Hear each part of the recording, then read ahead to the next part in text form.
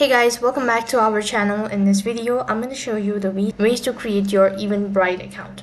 So in order to create your Eventbrite account, you have to follow these instructions. So first of all, go ahead and open up a browser. You can use any web browser, whichever is convenient for you.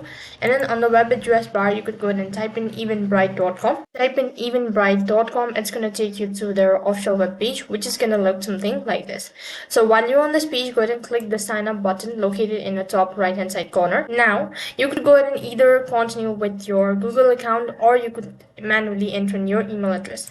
Whichever is convenient for you, do that. So in my case, I'm going to go ahead and use my email address and press the continue button. Also, you have the option to sign up with your Facebook ID as well. Moving on further, once again you need to type in your email address for the confirmation. So go ahead and enter in the email address. It's your first name, your last name, and then create a password.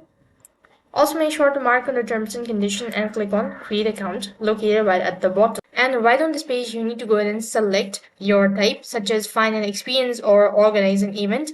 So whichever is your type, go ahead and select that. Now once again, you need to go ahead and confirm what you actually want to first get to know about. So you could go ahead and select that.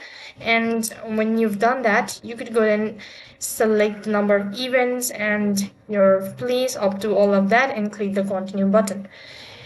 Now it's going to proceed on to the next page where you need to go ahead and enter in your event title and when does your event start and end, all of these. So basically go through it, or you could just go ahead and exit this page by tapping on the exit button located right at the bottom. And here you go, you've been directed to the home page stating that you've successfully created your Eventbrite account. So that's basically how you can create your Eventbrite account. That is all for this video. I hope the video was helpful. Make sure to like, share and subscribe to our channel. Thank you for watching.